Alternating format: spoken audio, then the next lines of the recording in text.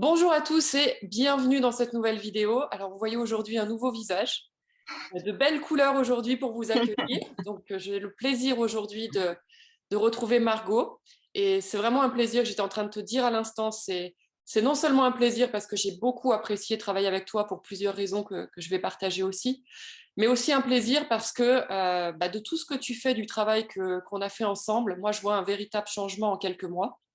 Tu viens de me partager encore des choses qui se passent pour toi et comment tu utilises tout ça.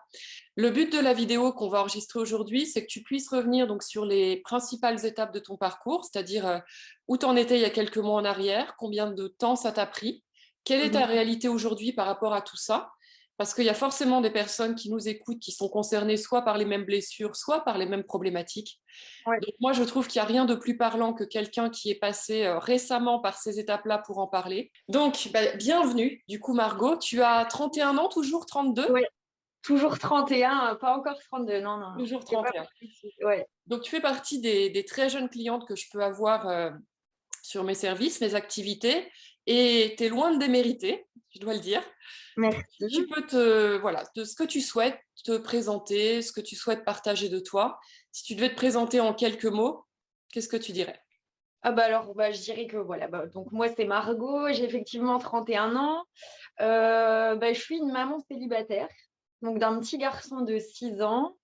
C'est vrai que c'est un quotidien qui est assez chargé, surtout que voilà, moi je suis infirmière, je travaille à temps plein, donc j'ai des horaires qui sont parfois pas très faciles, je fais les postes. Et, et puis voilà, je suis quand même une maman qui est très épanouie, qui prend très à cœur son rôle. Je pense que c'est important quand même qu'on puisse, que moi en tout cas, que je puisse prendre soin de moi dans ma globalité. Et là notamment, je ressentais le besoin de venir faire un travail qui était un peu plus profond parce que voilà, je lisais des choses sur le développement personnel et tout depuis quelques années, mais là je sentais qu'il y avait quelque chose qui bloquait et que j'avais besoin d'un accompagnement. Et j'avais notamment lu, je crois que je les ai tous lus d'ailleurs, les livres de Lise Bourbeau sur les blessures émotionnelles. Et puis un jour, je suis tombée sur ta page sur Instagram et je me suis dit, là, c'est l'occasion de pouvoir avoir un accompagnement qui soit vraiment, enfin, qui me parle parce que je crois que ces livres, je les ai dévorés en quelques heures, ça me parlait vraiment. Et je me suis dit, le côté aborder les soucis que je rencontre dans mon quotidien via justement les blessures émotionnelles, ça me parlait vraiment. Et donc, voilà comment je me suis retrouvée à te contacter pour la première fois. Eh bien, on a ça Euh, en commun, hein, parce que moi, les livres de Lise Bourbeau, ils sont là, hein, ils sont tous à côté ouais. ici, je les ai aussi tous dévorés. Donc, voilà, on a des approches qui sont simplement, on n'a pas la même façon d'en parler, mais la théorie avec Mhm. laquelle on travaille est la même. Et donc, il y a quelques mois en arrière, quand tu fais cette démarche de nous contacter, si je me rappelle bien, il y a beaucoup de dévalorisation de toi-même par rapport aux autres. Ça te génère de la jalousie. Mhm. Tu m'avais écrit, hein, j'ai relu le questionnaire que tu m'as envoyé la première fois qu'on s'est parlé, en me disant que tu ressentais ça et que c'était difficile de l'admettre et qu'en même temps, c'était compliqué, tu te détestais quand tu te voyais comme ça. Il y avait aussi un vrai sentiment de ne pas être crédible. Quelle était ta réalité il y a quelques mois en arrière? Il y a combien de temps déjà en arrière? Alors, il y a combien de temps en arrière? Oh là là, ça fait déjà 6 mois, je pense, quasiment, non? Quasiment plus, oui, un peu plus de 6 mois d'ailleurs. Un peu plus de 6 mois. Et je me rappelle de notre premier contact, parce que du coup, avant de commencer l'accompagnement, on a un premier contact avec toi par téléphone. Et je me rappelle, je pense que j'ai pleuré pendant 30 minutes au téléphone, si mes souvenirs sont bons, quasiment. J'étais vraiment pas bien. C'était autant mentalement que physiquement, je ressentais des douleurs physiques quand même assez importantes. Comme tu l'as dit, j'avais honte de moi dans ces moments-là. Je me détestais. Enfin, je voyais plus que ce côté-là en fait chez moi. Et donc, comment ça se manifestait dans mes relations? Bah, c'était un peu compliqué parce que dès que quelque chose venait me toucher, me perturber, ou dès que je commençais à me comparer à quelqu'un ou que je commençais à me dévaloriser, bah, je perdais tous mes moyens en fait et puis je me fermais. Donc, moi, j'étais beaucoup dans la fuite où bah, je ne parlais plus, je tirais la tronche. Enfin, c'était vraiment un tableau. Je me détestais dans ces moments-là. Je me disais, mais ça m'apporte quoi, mis à part. En fait, moi, dans ma tête, je me disais, bah, si je fais la tête, bah, l'autre, il va bien comprendre qu'il y a quelque chose qui va pas. Enfin, c'est évident, non il voit que je suis pas bien, je fais la tête, je te parle pas, bah, essaye de trouver, toi, une solution, apporte-moi quelque chose. C'était clairement ça dans ma tête. Et puis, bah, j'étais aussi beaucoup dans l'interprétation, hein. Je pense que, du coup, dès que j'entrais dans un système de comparaison ou de choses comme ça, et ben, je partais dans des histoires qui étaient complètement, bah, c'était complètement inventé, quoi. Je venais y ajouter des détails qui n'existaient pas. Je venais, ou je m'arrêtais même sur des détails qui étaient vraiment futiles et j'en faisais toute une montagne. Tu les amplifiais. Oui, exactement. Et donc, ça me mettait dans des états émotionnels et du coup, bah, corporels qui étaient très difficiles à vivre pour moi. Donc il y avait beaucoup de douleurs émotionnelles dans ce que tu me dis. Tu m'as dit de la honte, il y avait aussi beaucoup de Ouais. culpabilité. Tu savais que ces stratégies, tu étais lucide sur le fait qu'elles n'étaient pas celles qui étaient alignées avec toi-même, mais en même temps, tu avais la culpabilité de ne pas réussir à faire autrement, si je me rappelle bien. Ouais, c'est exactement ça. Je me sentais vraiment coincée, quoi. Enfin, c'était difficile, ça devenait invivable, mais pour autant, je savais pas comment faire autrement, en fait. C'est Et un peu donc au moment où tu décides de faire cet accompagnement, au tout début, tu ouais. ressens quoi? Tu es enthousiaste ou tu as plutôt peur ou tu sais pas ou au contraire, Ah, tu sens que c'est fait pour toi? Qu'est-ce que tu ressens au début? alors au début, je ressens de l'excitation parce que je me dis qu'enfin quelqu'un va pouvoir m'amener, bah, des outils pour que je puisse, bah, vivre différemment mon quotidien. J'ai jamais eu peur. J'ai jamais ressenti de peur. Et bah, justement, le fait que j'aimais l'approche avec, bah, comme je l'ai dit au début, le fait de venir travailler sur les blessures émotionnelles et cetera. Du coup, ouais, c'était plus de l'excitation et j'étais fière de moi dans ma démarche aussi parce qu'à un moment donné, je pense qu'il faut aussi, bah, lâcher les armes et puis se dire que si on veut aller mieux, ben, voilà, on n'a pas d'autre choix que de se faire accompagner et que d'y aller, quoi. Ah bah, Enfin, on a d'autres choix, mais en tout cas, toi, tu as oui, choisi celui de te faire face et ouais. même si c'est pas facile d'y aller, en fait. C'est ça qui te Ouais, rend fière. carrément. Mmh. Et moi, ce que j'ai beaucoup apprécié, c'est que c'est quelque chose qui m'a marqué à chaque séance, tu étais au taquet. C'est-à-dire qu'on allumait la caméra, tu étais trop contente, tu attendais la Ouais, séance avec impatience et on y allait, quoi. ouais, c'est vrai, Donc c'est c'est vrai. quelque chose qui est bien sûr très appréciable quand on accompagne quelqu'un, mais pourtant il y a eu des séances qui étaient raides hein, émotionnellement. Je me Ouais. rappelle une fois ça percutait dans tous les sens et tu Mmh. avais besoin de quelques jours pour redigérer tout ça. Mais à Ouais, chaque fois, tu étais enthousiaste du travail qu'il y avait à faire. ouais, c'était, il y a certaines séances qui étaient, fatigantes, enfin pas mentalement, mais elles venaient, remettre plein de trucs à leur place et du coup, ouais, des fois on se prend des claques, mais c'est des bonnes claques par contre. C'est les claques qui font du bien, hein. Je sais pas comment le dire, mais voilà, c'est la claque qui te remet face à ta réalité et qui te dit que, bah, voilà, ça fait du bien aussi parfois d'entendre des choses qui font pas forcément plaisir, mais pour qu'on puisse, bah, rectifier le tir. Alors, il y a eu le fait de les entendre, mais aussi il y a quelque chose que je dis de très important dans les accompagnements, c'est que je suis quelqu'un qui travaille avec des outils pragmatiques et s'il n'y a pas Mmh. d'usage des outils, on peut entendre, mais il ne se passe pas grand-chose. Ah oui, ouais. Justement, en termes d'usage des outils, ça t'a demandé quel investissement personnel pour toi? C'est-à-dire, tu as utilisé ça à quelle fréquence? Comment tu as mis en place les outils sur lesquels on a travaillé pour t'aider à sortir de tout ça? Comment ça s'est passé? Hem, alors, bah, pour moi déjà dans un premier temps, les outils, ils ont toujours été très clairs. Enfin, je trouvais les étapes, très bien expliquées.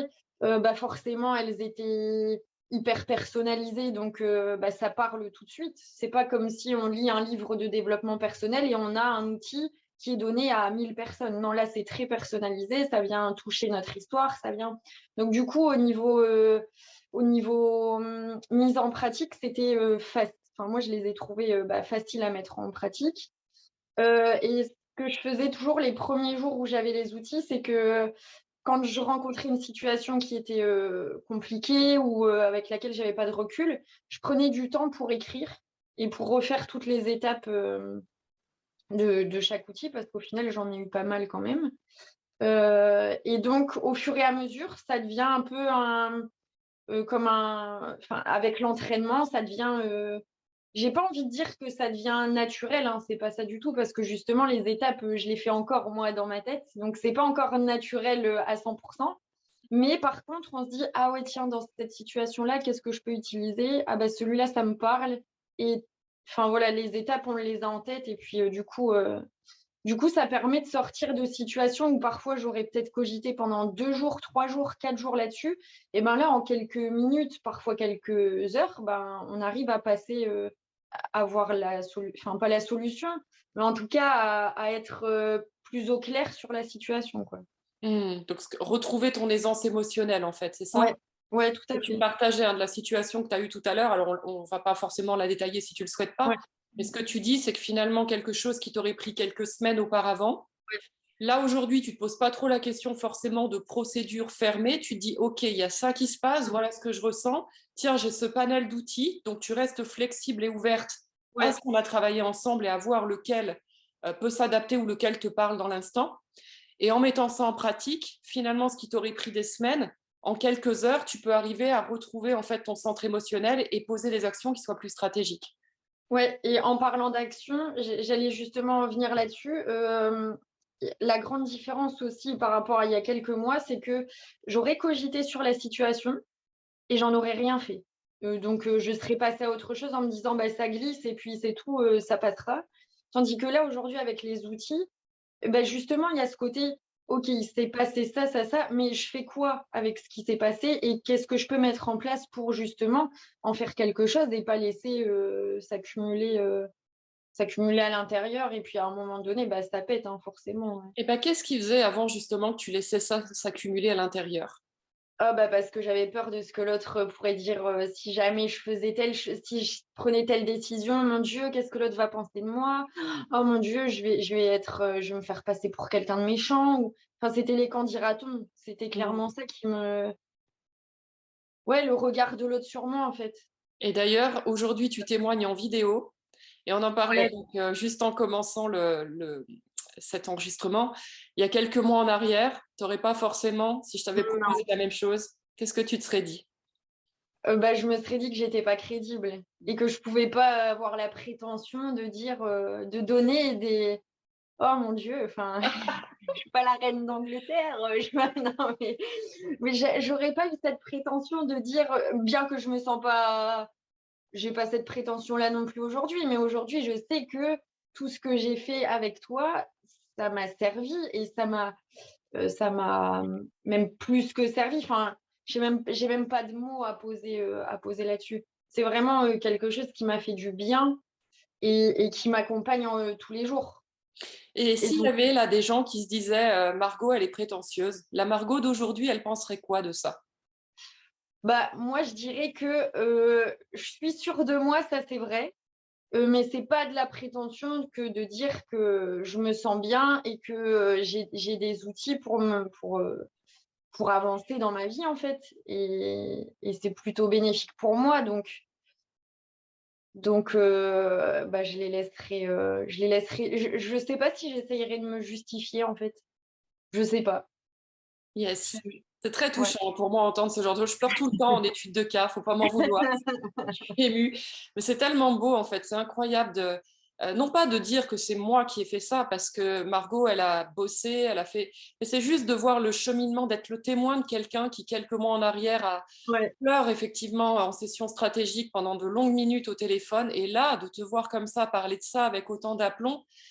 Moi, je t'ai vu évoluer, donc je mesure comment tu étais il y a quelques mois Ouais. et aujourd'hui.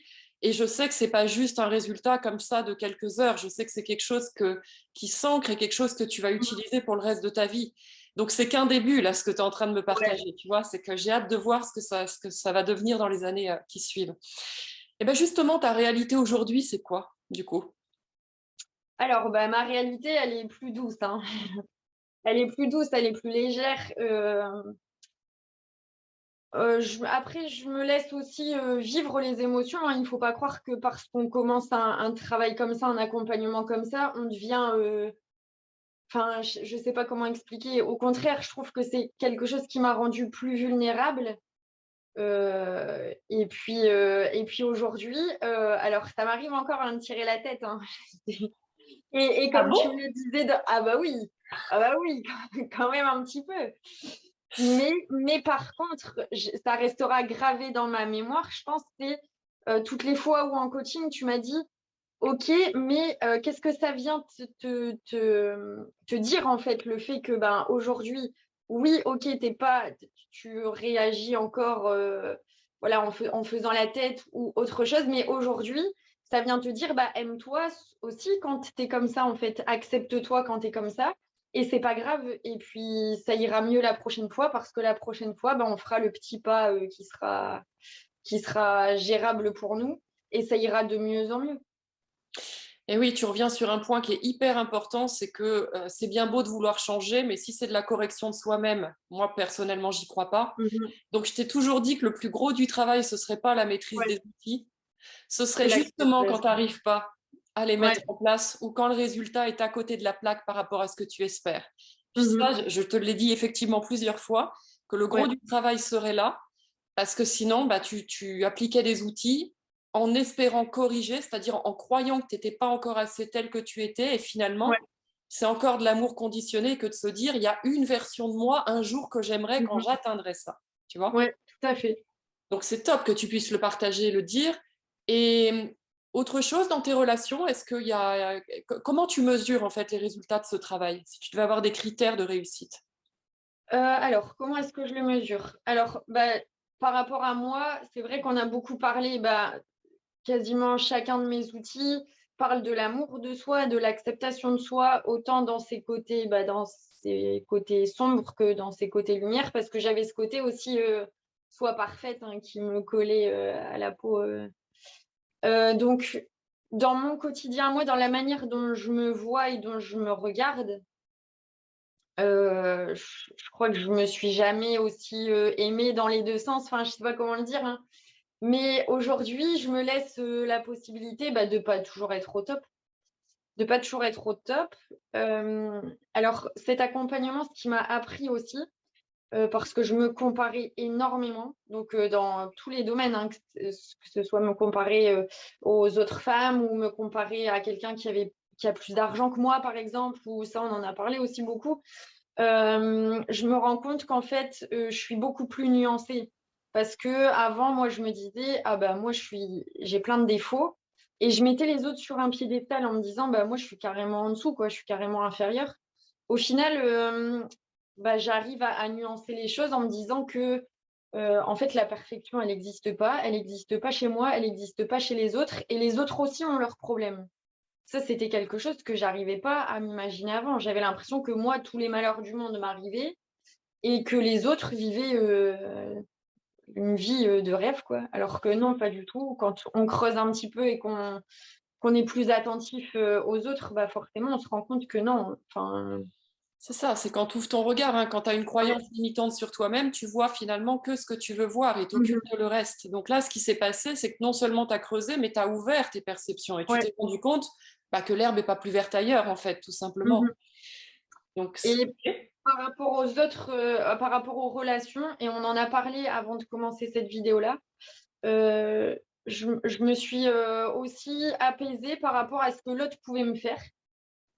Alors, je dis pas que je laisse tout porte ouverte à tout, mais par contre, j'arrive à essayer de voir, bah, moi, enfin, pourquoi est-ce que ça vient me toucher? Pourquoi est-ce que ça vient m'impacter autant?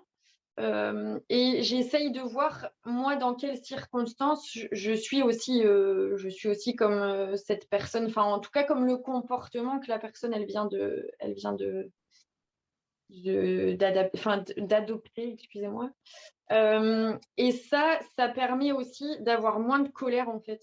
J'ai l'impression que quand je suis face à un conflit ou quand je suis face à quelque chose qui ne me convient pas venant de l'autre, je me dis, bah ok, mais moi aussi, des fois, je suis comme ça. Moi aussi, des fois, je respecte pas ma parole. Moi aussi, des fois, peut-être que je vais dire un mot qui va dépasser mes pensées. Et je trouve que ça évite d'être beaucoup moins dans la colère Mmh. envers l'autre. Et du coup, de pouvoir prendre des décisions qui soient moins drastiques. Enfin, je sais pas, moins bienveillantes en tout cas. Mmh. Et ça donne quoi par rapport à ton petit garçon, ce travail aujourd'hui? Parce que je me rappelle, la première séance, ça avait été très fort. Ouais. Tu avais partagé un moment avec lui où tu avais plus toutes ces pensées, en fait. Tu me disais Mm, qu'il mm. évaluait Je me rappelle de ça parce que forcément, c'est des choses qui marquent un accompagnement, hein. Moi, je vis pour ça. Quand Ouais. j'entends qu'une personne améliore la relation à son papa, vit Mhm. des moments authentiques avec ses enfants, il n'y a rien de plus beau dans le métier que je fais. Et toi, dès la première séance, je me rappelle de ce message qui disait bah voilà, il y a longtemps que j'avais pas partagé un moment comme ça avec mon fils sans avoir toutes ces pensées de qu'est-ce qu'on pense de moi, de machin, tout ça. Ouais. Aujourd'hui, comment ça se répercute tout ça dans ta relation avec lui? Alors, c'est drôle hein, parce que avant que je commence cet accompagnement-là, mon petit faisait énormément de crises. C'était aussi quelqu'un. En fait, il me renvoyait les choses, mais puissance 20. Et ça me faisait flipper. Hein. Il faisait la tête pour un rien. Enfin, vraiment, il faisait des crises émotionnelles où je me disais comment je vais gérer ça. Enfin, c'était dur. Et alors aujourd'hui, dans notre quotidien, en fait, c'est beaucoup. Alors, il y a encore des crises, hein, c'est normal, c'est un enfant. Enfin, voilà, il y a encore des moments où c'est plus tendu. Mais comme moi, je suis dans un état d'esprit où quand je suis avec lui, bah maintenant, je suis 100% avec lui, en fait. Si je décide de prendre du temps avec lui, je me laisse plus parasiter par mon téléphone, par ce qui s'est passé au travail durant la journée, ou parce que je vais devoir faire le lendemain. Sinon, ah, il faut surtout pas que j'oublie ça. Comme je me consacre vraiment 100% au moment qu'on passe à deux, et ben du coup, c'est beaucoup plus calme, beaucoup plus, enfin, il y a beaucoup plus d'amour, il y a beaucoup plus, je profite beaucoup plus. C'est des moments qui me restent gravés dans ma mémoire parce que je me dis bah, que si demain je suis plus là, qu'est-ce que je veux vivre avec lui ou quelle image je veux lui laisser de moi aussi. Enfin, je veux pas lui laisser une image d'une maman qui se sent débordée mentalement et qui profite de rien avec lui. Mais c'était clairement ça, hein. Il ressent finalement que sa maman est vraiment là, en fait. Ouais, Ça. ouais, parce qu'avant, je faisais les choses, j'en avais pas envie. C'était par obligation. S'il me disait, viens, on va jouer au ballon, il sentait bien que j'étais pas là, que ça me limite, bah ouais, enfin, ça me fatiguait de faire ce genre de choses. Et aujourd'hui, je me dis, bah, je peux bien prendre 15 minutes, 20 minutes pour faire ça avec lui. Il se rappellera de ça et j'ai pas envie qu'il se rappelle de moi, qui le rembarre à chaque fois parce que j'ai pas envie de le faire. Voilà, en fait, tout est plus nuancé, enfin nuancé, ouais, au final, ouais, c'est beaucoup plus. Je sais pas comment expliquer. Bah, tu ruminais beaucoup, en fait. Donc, forcément, Ouais, le côté ruminant dans tes pensées te coûtait de l'énergie, te coûtait du ah temps ouais. et impacte forcément, ça bouffe intérieurement. Donc, Mhm. ça prend sur les moments qualitatifs qu'on a avec Ouais, nos tout proches, à pas fait. parce qu'on les aime pas, parce qu'on ne sait pas comment gérer ça autrement. Et quand tu confonds ça avec ta valeur et ton identité, bah forcément, tu as ton cerveau qui croit que c'est une menace, ce que tu es en train de vivre. Donc, il faut que ton corps gère cette menace, en fait. Ouais, Alors que là, ce qui a changé, si je le dis avec mes mots, c'est que comme tu le vois moins comme une menace, ou en tout cas que tu arrives à réguler la menace beaucoup mieux qu'avant, bah, tout ça, c'est du temps de gagner et de l'énergie disponible pour vraiment être présente à ce qui se passe aujourd'hui dans tes relations. ouais, tout à fait.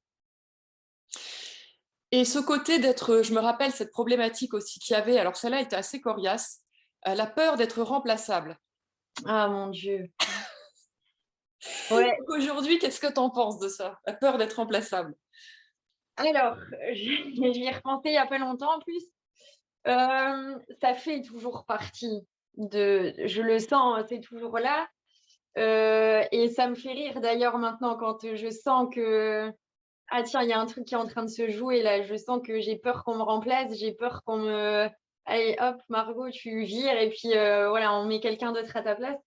Et ça, c'était surtout dans le domaine du couple. En amitié, ça se présente pas forcément non plus dans ma famille, mais c'était vraiment dans le domaine du couple où du coup, bah, ça venait alimenter ce côté jalousie, ce côté comparaison, etc. Aujourd'hui, alors ça me fait rire quand je sens que ça arrive. Et j'ai l'outil, bah, je pense que c'est celui que j'ai le plus utilisé de, de la peur d'être remplacée. Et j'oublie jamais de me dire que derrière ce côté peur d'être remplacée, il y a quand même là, par contre, beaucoup de prétention. Prétention à se dire que autant moi, je voyais que le côté. Je me rappelle, ça m'avait frappé pendant le coaching, ça d'ailleurs, parce que tu m'avais amené ce côté.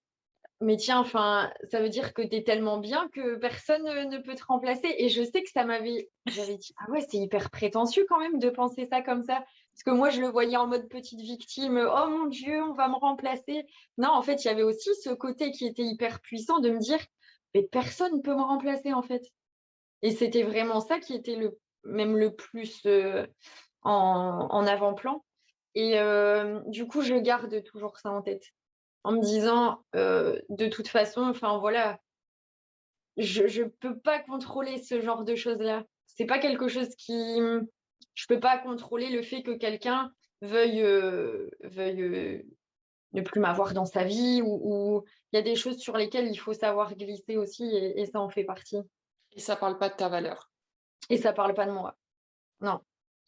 Yes, bah écoute, c'est un plaisir d'entendre ça. Je te dirais si, peut-être pour finir, si tu devais, imaginons Margot, il y a quelques mois, si tu avais la possibilité Ouais. de lui envoyer un message, si elle avait la possibilité d'entendre la version que tu es devenue aujourd'hui, et tu vas découvrir d'autres versions de toi, hein, je te disais au fur et à mesure que tu vas avancer, t'aimerais que cette version de toi aujourd'hui, elle lui dise quoi? Ou elle aurait eu besoin d'entendre quel message à l'époque, peut-être? Je pense que la Margot de l'époque, elle aurait eu besoin d'entendre euh, qu'elle devait revoir ses priorités, que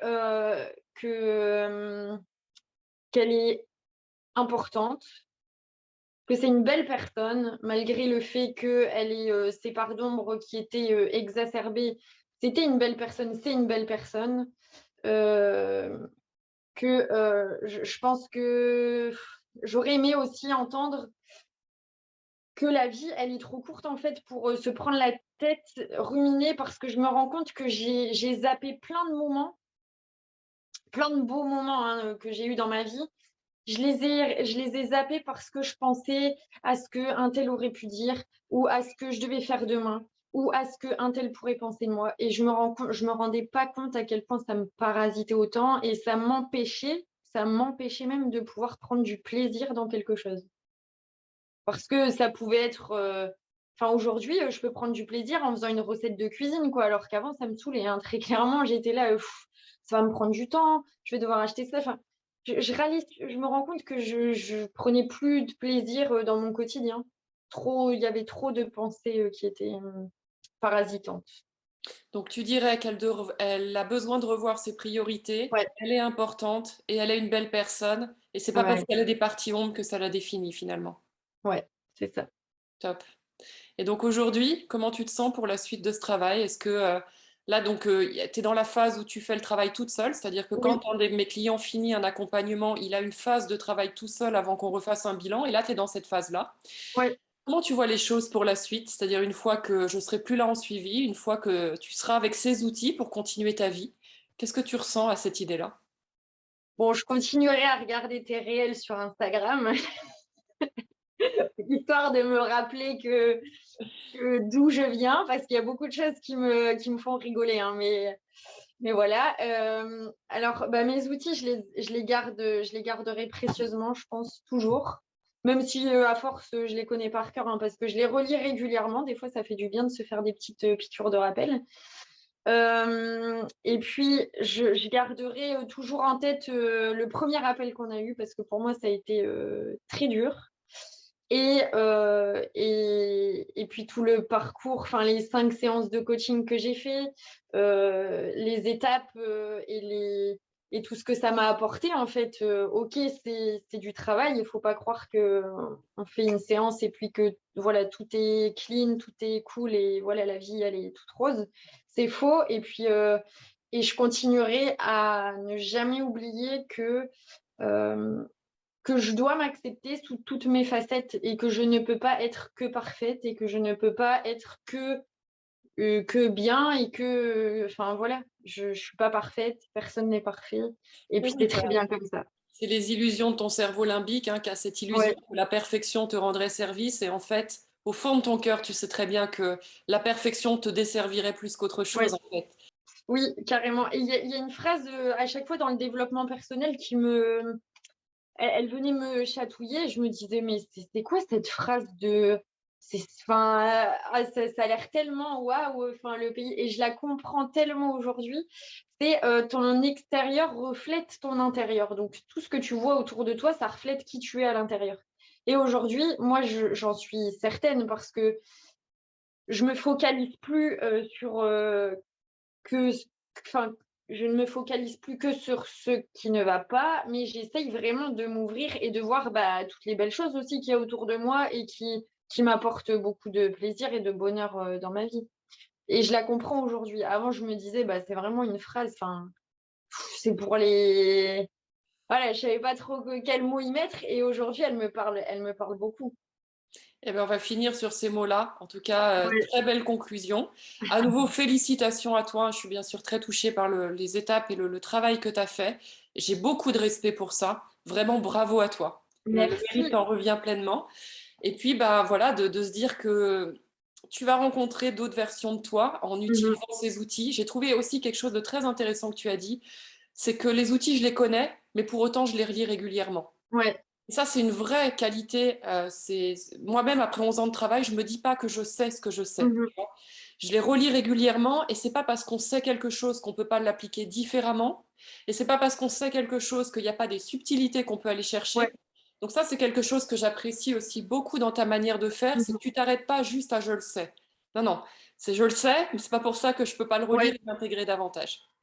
Oui Ça, et c'est puis top c'est aussi. surtout que des fois, le cerveau, il zappe quelques étapes, hein, même si on les connaît, Voilà, ça c'est notamment quand on est émotionnel, entre ce qu'on sait et l'émotion qui nous prend, il y a des choses ouais. qu'on oublie que par rapport à quand on est rationnel, bien Mmh. sûr.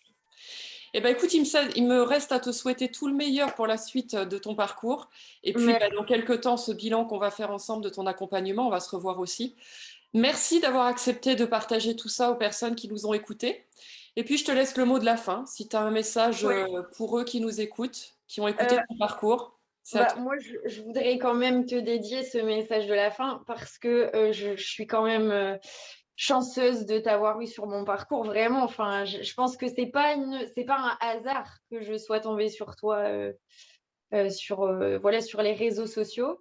Je te remercie pour ta patience, je te remercie pour, tout ce que tu m'as apporté. Enfin, c'était vraiment le travail. Si je la Cet accompagnement-là, il a été très porteur pour moi parce que très personnalisé et enfin, je pense que tu es hyper à l'écoute et tu arrives à faire, prendre du recul, en fait.